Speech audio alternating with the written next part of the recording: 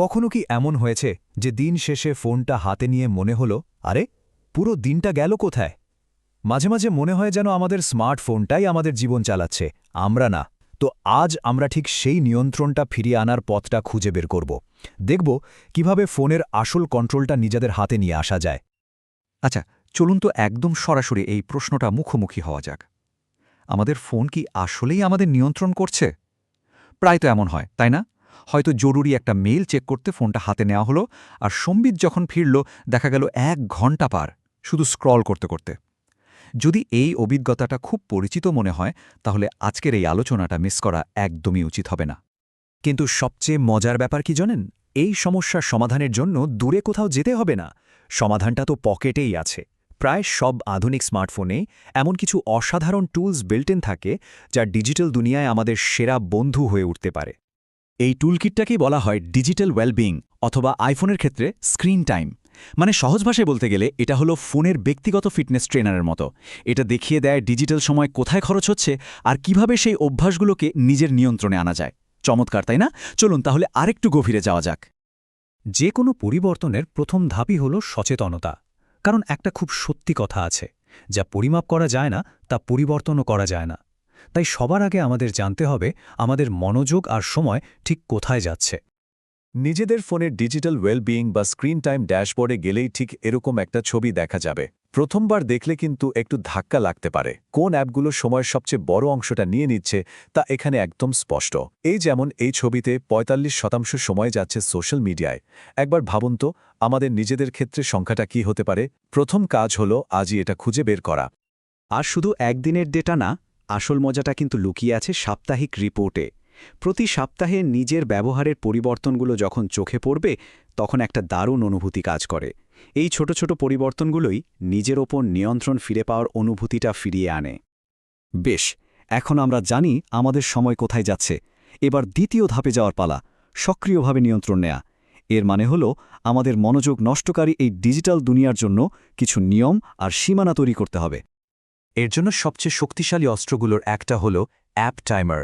যে অ্যাপটা সবচেয়ে বেশি টানে সেটার জন্য একটা দৈনিক লিমিট ঠিক করে দেওয়া। ধরুন দিনে মাত্র ৩০ মিনিট, সময় শেষ, আর সঙ্গে সঙ্গেই অ্যাপটা লকড, দিনের কোটা শেষ। এটা শুনতে খুব সহজ মনে হলেও অবিশ্বাস্য রকম কার্যকর একটা উপায়। এখন দুটো গুরুত্বপূর্ণ টুলের মধ্যে পার্থক্যটা বোঝা দরকার: ফোকাস মোড আর ডু নট ডিস্টার্ব। ভাবুন, ফোকাস মোড হলো ব্যক্তিগত দারওয়ানের মতো, যে কাজের সময় শুধু নির্দিষ্ট কিছু অ্যাপকে, যেমন সোশ্যাল মিডিয়াকে, ঢুকতে দেয় না। আর ডু নট ডিস্টার্ব হলো পুরো পৃথিবী থেকে নিজেকে বিচ্ছিন্ন করে ফেলার সুইচ। কোনো কল নয়, কোনো নোটিফিকেশনও নয়। দুটোই খুব দরকারি, কিন্তু পরিস্থিতি বুঝে ব্যবহার করতে হয়। এই যে কথাটা এখানে লেখা আছে, এটা সম্ভবত আমাদের ডিজিটাল জীবনের সবচেয়ে বড় সত্যি। ডিজিটাল আসক্তির মূল কারণগুলোর একটা হলো এই নোটিফিকেশনের অবিরাম স্রোত। প্রতিটা ডিং শব্দ আমাদের মস্তিষ্ককে বাধ্য করে ফোনের দিকে তাকাতে, আমাদের মনোযোগকে ভেঙে একদম টুকরো টুকরো করে দেয়। আর এই মনোযোগ খেকো নোটিফিকেশনগুলো মূলত আসে থেকে সোশ্যাল মিডিয়া, গেমস আর বিভিন্ন প্রমোশনাল অ্যাপ থেকে। একটা সহজ কাজ কিন্তু আজই করে ফেলা যায়। ফোনের সেটিংসে গিয়ে যে অ্যাপগুলো অপরিহার্য নয় সেগুলোর নোটিফিকেশন একবারে বন্ধ করে দেওয়া। দেখবেন কি ভীষণ শান্তি মেলে। আর আমাদের এই যাত্রার শেষ ধাপ হল নতুন অভ্যাস তৈরি করা। তবে এখানে আমরা ইচ্ছাশক্তির ওপর খুব একটা জোর দেব না, বরং এমন কিছু কৌশল নেব যাতে ফোনটাই আমাদের কাছে কম আকর্ষণীয় হয়ে ওঠে। এটা একটা দারুণ মনস্তাত্ত্বিক কৌশল।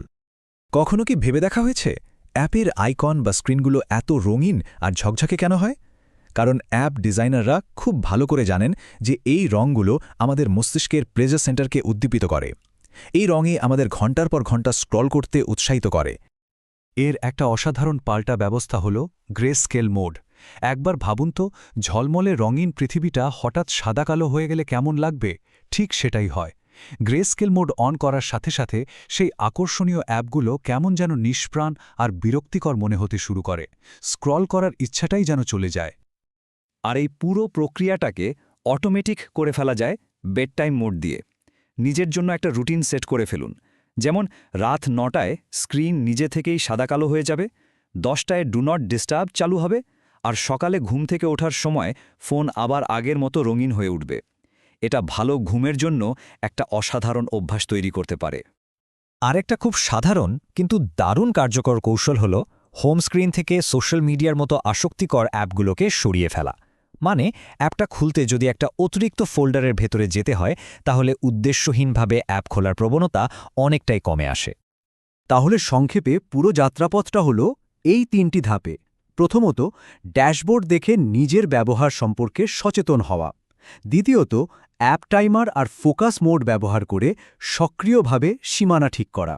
এবং তৃতীয়ত, গ্রেস্কেল মোড বা হোম স্ক্রিন সাজানোর মতো কৌশলের মাধ্যমে ফোনকে কম আকর্ষণীয় করে নতুন অভ্যাস গড়ে তোলা। এখন আসল প্রশ্ন হল, নিয়ন্ত্রণ ফিরে পাওয়ার এই পথে আজ প্রথম পদক্ষেপ কোনটি হবে? স্ক্রিন টাইমটা চেক করা হবে, নাকি কোনো একটি অ্যাপের জন্য টাইমার সেট করা হবে? মনে রাখতে হবে, ছোট একটা পদক্ষেপই কিন্তু বড় পরিবর্তনের শুরু।